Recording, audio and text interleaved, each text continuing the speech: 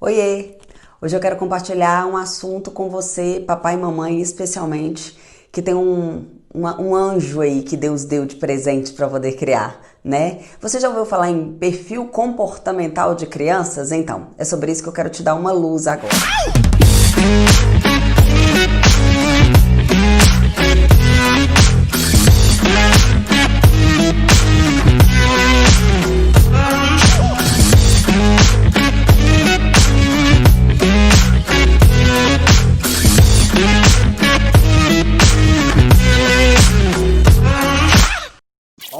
Quantos de vocês já não ouviram falar assim? Ô menina, anda logo, traz essa sacola. Ô menino mole. Nossa, mas aqui, fala pra fora, não tô ouvindo o que você tá falando, você fala muito baixo. Ou então, cala a boca, menino, você fala demais. Ô menino que fala, ô menino bagunceiro. Não é assim que você ouve falar o tempo inteiro? E nós mesmos, enquanto mães, né? Não fique culpada, isso acontece com todas as mães, tá tudo certo. Nós falamos isso com frequência. E qual que é o problema? O problema é que nós não conseguimos perceber o porquê daquela criança ser assim. Toda criança, ela traz dentro de si geneticamente uma personalidade já formada, um comportamento, tá? Não sou psicóloga, mas como estudiosa do comportamento humano, eu vou falar por experiência, por vivência. Eu tenho 2 filhos em casa, um de 14 e um de 9. Eles são completamente diferentes e carregam a mesma genética do pai e a mãe. Porém, as experiências, a sobreposição de memória, a vivência, as linhas de significado positivo e negativo de memória trouxeram neles uma personalidade comportamental que os define. Então, papai e mamãe, presta atenção no que eu vou falar com você. Existem 4 tipos de perfil comportamental. E daqui eu vou explicar para você os 4. Mas eu quero que você perceba o seguinte, que é o mais importante. Às vezes, nós não estamos conseguindo destacar o que a personalidade daquele filho nosso tem de bom. E o defeito de todo pai, de toda mãe, é querer que o nosso filho seja igual a nós. E nós, enquanto seres humanos, somos seres únicos, por isso nós temos a nossa biometria única.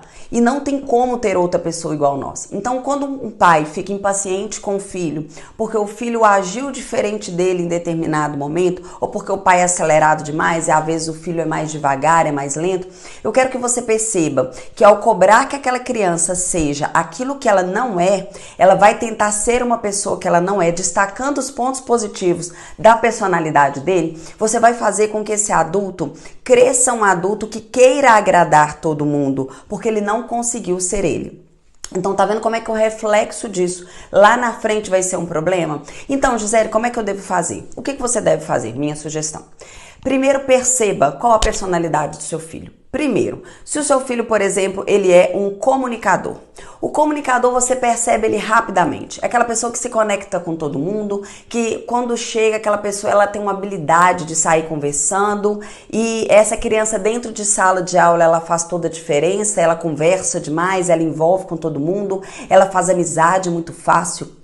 Onde você coloca ela, preocupa não que ele se vira, ele faz amizade com todo mundo.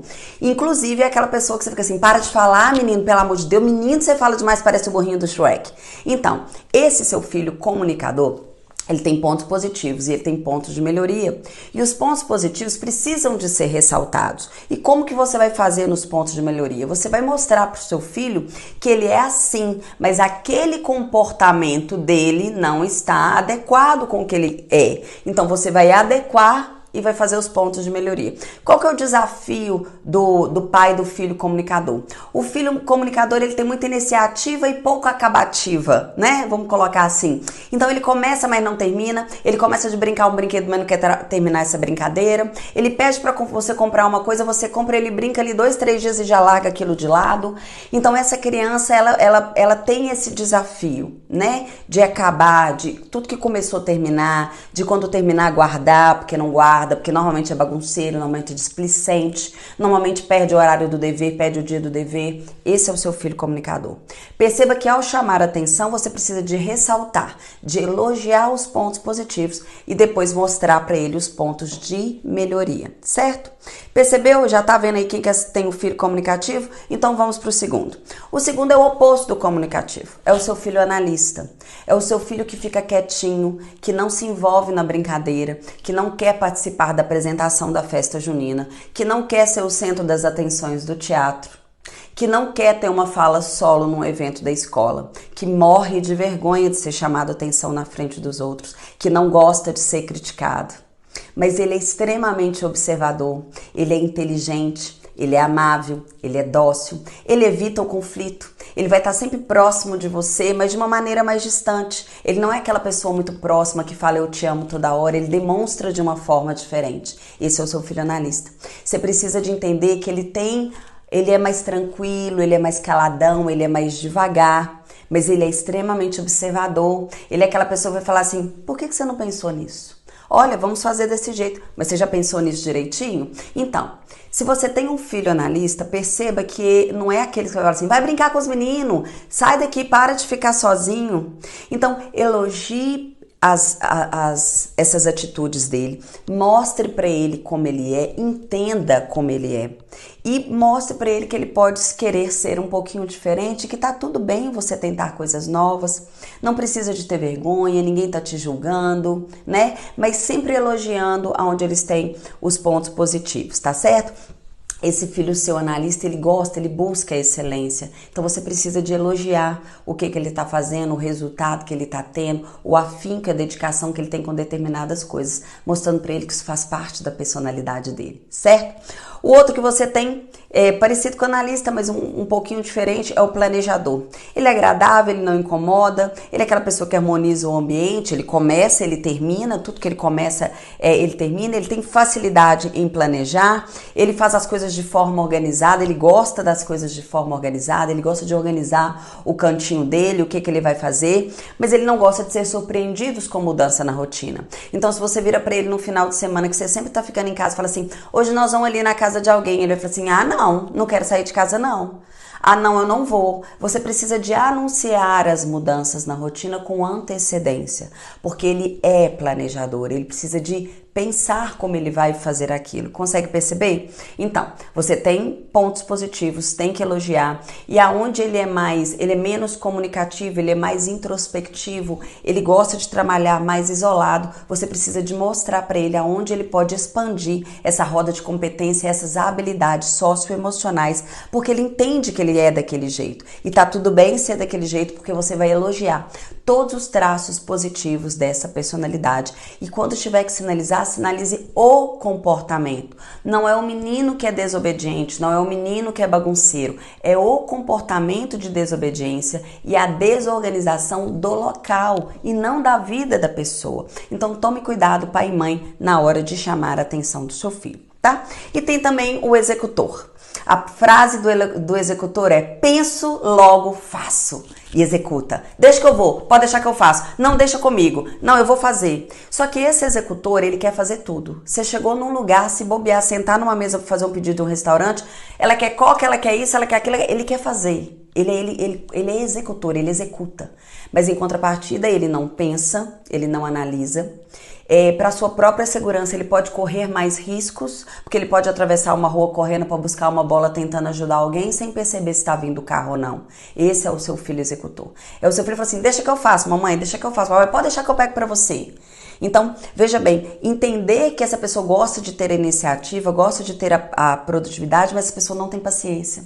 Esse executor, ele não tem foco naquilo que ele faz. É outro que também tem muita iniciativa e pouca acabativa, porque ele vai começar o dever de casa e daqui a pouco ele já vai parar outra coisa, e daqui a pouco ele já vai fazer outra coisa, e ele é muito agitado, ele é muito proativo e ele não vê perigo nas coisas. Então percebe como toda personalidade tem pontos muito positivos. E você não tem que querer que o seu filho seja igual a você, não. Você tem que respeitar que aquele ser humano é um ser único e engrandecer e valorizar que aquilo vai fazer dele um adulto confiante, desde que ele entenda que essas características façam parte da personalidade dele. Você não pode querer mudar a personalidade do seu filho porque você não é igual a ele. Pelo contrário, você tem que ensinar para ele novas habilidades porque vocês são diferentes. E mostrar para ele que existem a personalidade, que existem pessoas diferentes, que nós precisamos de ter empatia e paciência com as outras pessoas.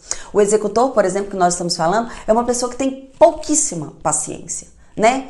E paciência já a palavra si já falo o que é, né? A falta da calma, porque você deixa que as emoções tomem conta. Por isso o executor, ele é tão impaciente com as pessoas. Então ele precisa de ser mais focado na tarefa, ele precisa de entender rotina, ele precisa de ter mais atenção.